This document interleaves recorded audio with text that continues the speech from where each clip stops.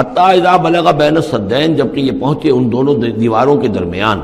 وجد من دونہما قوما، تو انہوں نے پایا ان دونوں کے ورے ایسے لوگوں کو، لا یکادون یفقہون قولا، یہ لوگ بھی ایسے تھے غیر متمدن، کیونکہ بات سمجھتے نہیں تھے، یعنی زبان ایسی ہوگی کہ جو ان کی سمجھ میں نہیں آ رہی تھی، لیکن یہ کہ کسی نہ کسی ذریعے سے انہوں نے اپنا ایک مطلب، اپنی ایک عرضداشت پیش کی۔ قالوا یا ذوالقرنین، انہوں نے کہا کہ اے ذوالقرنین، ان یاجوج و ماجوج مفسدون فی الارض، یاجوج اور ماجوج جو قومیں ہیں یہ زمین میں بہت فساد مچانے والی ہیں، فہل نجعل لک خرجا، تو کیا ہم آپ کے لیے ایک سالانہ خراج مقرر کر دیں، الا ان تجعل بیننا و بینہم سدا، اس کے عوض کہ آپ ہمارے اور ان کے درمیان ایک سد تعمیر کر دیں، ایک دیوار حائل کر دیں کہ وہ ہم پر حملہ آور نہ ہو سکے، یعنی درے کو بند کر دیا جائے۔ یوں سمجھیے جس اصول پر کہ آج کل ڈیم بنتے ہیں، ڈیم پہاڑی سلسلہ یوں آ رہا ہے، پہاڑی سلسلہ یوں آ رہا ہے، دریا درمیان میں سے گزر رہا ہے، آپ نے اس گزرگاہ پر ایک دیوار کھڑی کر دی تو یہ گویا کہ ایک آرٹیفیشل لیک کریٹ ہو گئی، پانی یہاں جمع ہو رہا ہے۔ تو اگر پہاڑی سلسلے دو چل رہے ہوں، ان کے درمیان جو راستہ ہے اس کو اگر بند کر دیا جائے، ایک دیوار کھڑی کر دی جائے اور اس دیوار کے مضبوط دیوار ہو، تو ظاہر بات ہے کہ پھر ادھر سے کوئی آ کر حملہ آور نہیں ہو سکتا، ان کے لیے ایک حفاظت کا سامان ہو جاتا ہے۔ یہاں یہ سمجھ لیجئے کہ یاجوج ماجوج سے کیا مراد ہے۔ حضرت یافس علیہ السلام، جو تین بیٹے تھے حضرت نوح علیہ السلام کے، سام، حام، یافس،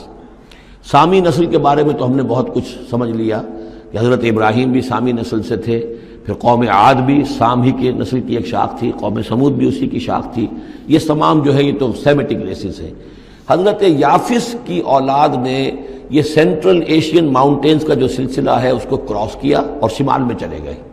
اور شمال میں جا کر دائیں بائیں پھیل گئے، پھر یہ میدان ہے، ٹنڈرے کے میدان اور فلانے میدان اور بڑے بڑے کھلے میدان ہیں، تو گویا کہ ایشیا کو درمیان میں جو سلسلہ کوہ تقسیم کر دیتا ہے، ایک شمالی حصہ ہے، ایک اس کا اس کے جنوبی حصہ ہے، یہ شمالی میں چلے گئے اور جا کر پھر پھیلے۔ پھیلنے میں وہ مشرق کی طرف آئے تو چین اور ہند چینی تک یہ ساری قومیں جو ہیں یہ یلو ریسز، یہ انہی کی نسل سے ہیں، اور مغرب میں چلے تو روس، اور روس سے ہو کر روس کے ساتھ ملتا ہوا علاقہ ہے اسکینڈینیوین کنٹریز کے ساتھ، پھر وہاں سے وہ اتر کے، اور یورپ کے بھی جو یہ مغربی ممالک ہیں، اینگلو سیکسنز جو ہیں،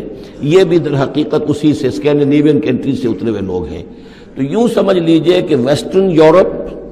اور ایسٹرن یورپ کا بھی خاص طور پر شمالی علاقہ، اور پورا یہ روس کا علاقہ، اور پورا صحرائے گوبی، اور پورا چین، اور وہاں تک جو ہے ہند چینی تک، یہ یافس کی نسل ہے۔ یافس کے جن بیٹوں کے نام تورات میں آئے ہیں، کئی نام ہیں، وہ کوئی ایک دو نہیں، ان میں گوگ اینڈ میگوگ بھی ہے، توبال بھی ہے، موسک بھی ہے، موسک ایک شخص کا نام ہے، اور ماسکو ہو سکتا ہے کہ اسی نے آباد کیا ہو اور وہیں سے وہ نام بنا ہو۔ توبال اور بالٹک سی جو ہے اس ایریا کے اندر جو ہے، بالٹک سٹیٹس، توبال ان کے ایک بیٹے کا نام تھا، یہ تورات کے اندر نام دیے گئے ہیں۔ گوگ اینڈ میگوگ، یاجوج ماجوج، یہ بھی انہی کے بیٹوں کے۔ یہ تمام اقوام جو ہے یہ وحشی ہیں، اور یہ تاخت و تاراج کرنا، لوٹ مار کرنا، یہ ان کا طریقہ ہے، اور ان کا ہے ذکر جو یہاں پر ہو رہا ہے۔ یہ جو سیلاب آیا تھا، کولونیل سیلاب جو ہم پر آیا تھا، جس میں کہ یہ اینگلو سیکسنز تھے، یہ سب کے سب جو ہیں یہ اسی نارڈک ریسز سے ہیں، یہ بھی یاجوج اور ماجوج کی نسل ہیں۔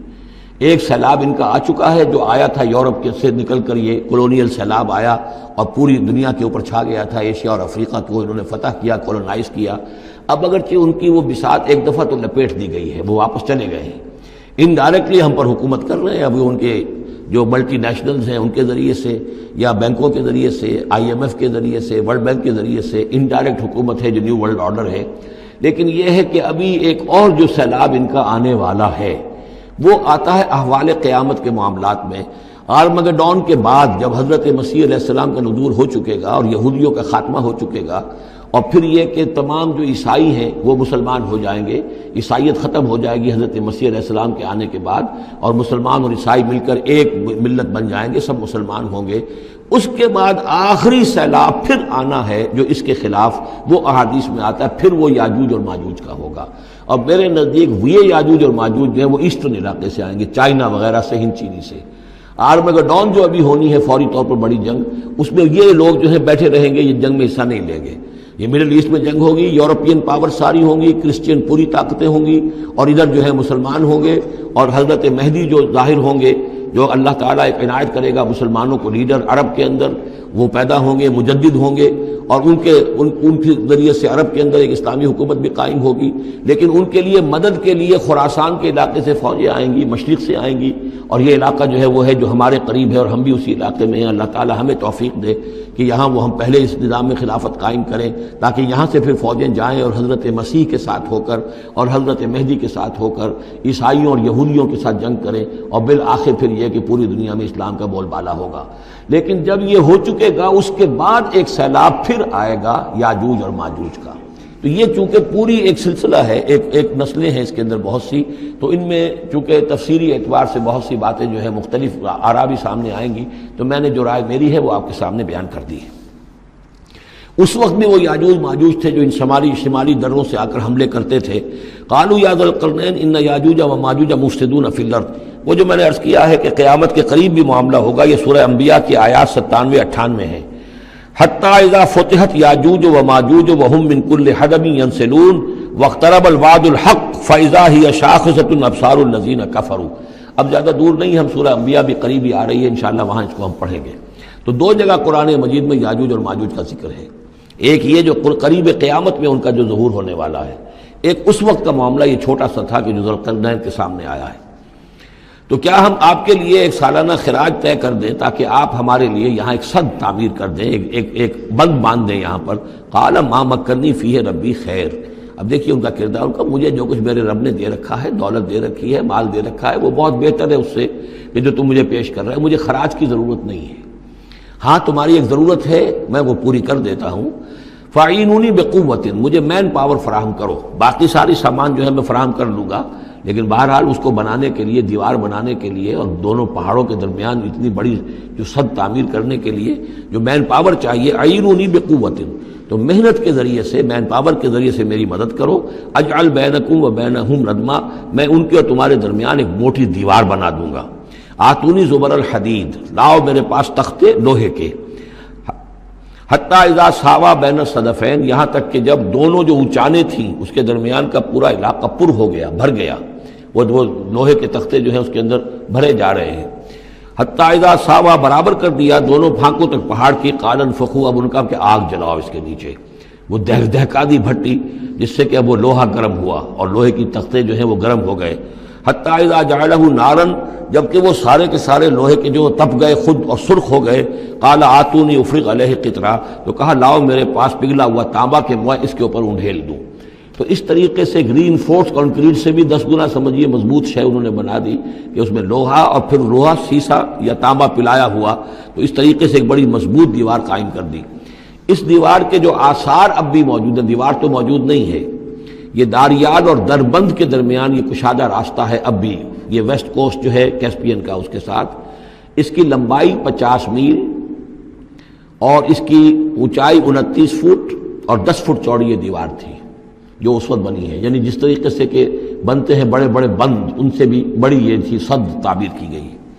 السد العالی کہلاتا ہے اسوان ڈیم جو ہے، جو مصریوں نے بنایا تھا، بہت بڑا ڈیم، السد العالی، اونچی دیوار۔ تو ہمارے ہاں یہ تربیلا اور منگلا یہ سب کیا ہے، یہ اسی طرح کے ڈیم ہیں کہ پہاڑی سلسلے آ رہے ہیں، دریا جا رہا تھا، وہاں آپ نے دیوار کھڑی کر دی، پانی رک گیا اور وہ جھیل بن گئی۔ فمستطاعوا ان یظہروہ، تو انہوں نے کہا کہ اب یہ لوگ نہ تو یہ اس کے اوپر سے آ سکیں گے، اس کو نہ چڑھ سکیں گے، ومستطاعوا لہ نقبا، نہ اس میں کوئی سوراخ لگا سکیں گے، نقب لگا سکیں گے۔ قال ھذا رحمۃ من ربی، یہ سب اتنا بڑا کارنامہ کر کے بھی انہوں نے کہا یہ سب رحمت ہے میرے رب کی طرف سے، میرا کوئی کمال نہیں، یہ سب اللہ کی طرف سے ہے۔ فَإِذَا جَاءَ وَعْدُ رَبِّي، اور جب میرے رب کا وعدہ آئے گا، جَعَلَهُ دَكَّا، وہ اس پوری دیوار کو جو ہے ریزہ ریزہ کر دے گا، ختم ہو جائے گی دیوار۔ اب وہ دیوار وہاں موجود نہیں ہے، وہ ختم ہو چکی ہے امتداد زمانہ سے، اب اس کے کوئی آثار باقی نہیں رہے، بس آثار معلوم ہو جاتے ہیں کہ یہاں وہ دیوار ہوتی تھی جس سے یہ میں نے ڈائمنشنز آپ کو دیے ہیں۔ وَكَانَ وَعْدُ رَبِّي حَقًّا، اور میرے رب کا وعدہ جو ہے وہ حق ہے، سچ ہے، پورا ہو کر رہے گا۔ وَتَرَكْنَا بَعْضَهُمْ يَوْمَئِذٍ يَمُوجُ فِي بَعْضٍ، اب جب یہ وقت آئے گا اللہ تعالیٰ کا قیامت کا وقت، تو ہم چھوڑ دیں گے اس روز ان کو، یہ ایک دوسرے میں گتھم گتھا ہو جائیں گے۔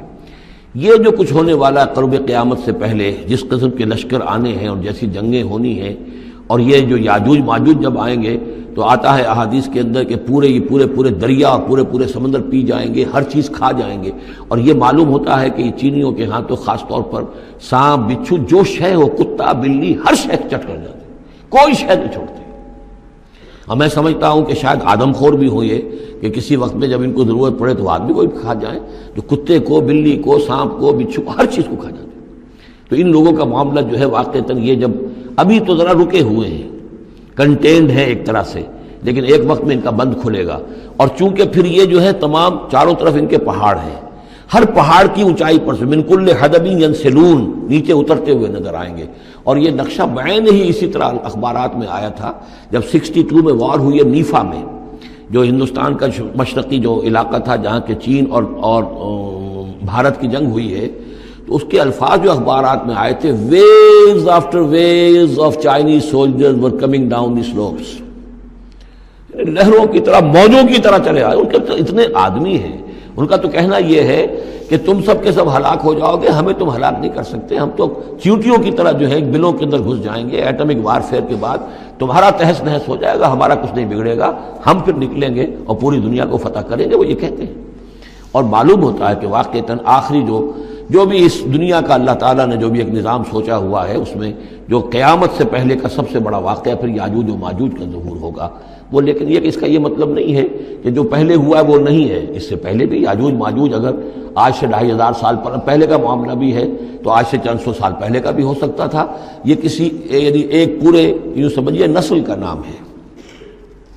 وَتَرَكْنَا بَعْضَهُمْ يَوْمَئِذٍ يَمُوجُ فِي بَعْضٍ وَنُفِخَ فِي الصُّورِ، اور پھر سور میں پھونکا جائے گا، فَجَمَعْنَاهُمْ جَمْعًا، اور پھر ہم ان سب کو جمع کر لیں گے۔ وَعَرَضْنَا جَهَنَّمَ يَوْمَئِذٍ لِلْكَافِرِينَ عَرْضًا، اور اس روز ہم جہنم کو سامنے لے آئیں گے کافرین کے سامنے۔ یہ ہے تمہارا انجام، یہ ہے تمہارے لیے جو ہم نے تیار کیا ہے۔ الذین کانت اعینہم فی غطاء عن ذکری، وہ لوگ کہ جن کی نگاہیں ہمارے ذکر سے کوری ہو چکی تھیں، پردہ پڑا ہوا تھا ان پر، ہم یاد نہیں تھے، بس دنیا سامنے تھی، مسبب الاسباب کو بھول گئے تھے، اسباب پر سارا بھروسہ تھا، مادی اسباب و وسائل، مادی نعمتیں، مادی مال و اسباب، مادی چیزیں جو ہیں، یہیں کی چمک دمک، یہی کی رونقیں، یہی کی شان اور شوکت، اسی کے پیچھے پڑے ہوئے تھے۔ وَكَانُوا لَا يَسْتَطِيعُونَ سَمْعًا، اور وہ سماعت سے بھی بہرہ مند نہیں رہے تھے، اب سن بھی نہیں سکتے تھے، حیوانوں کا سا سننا سنتے تھے۔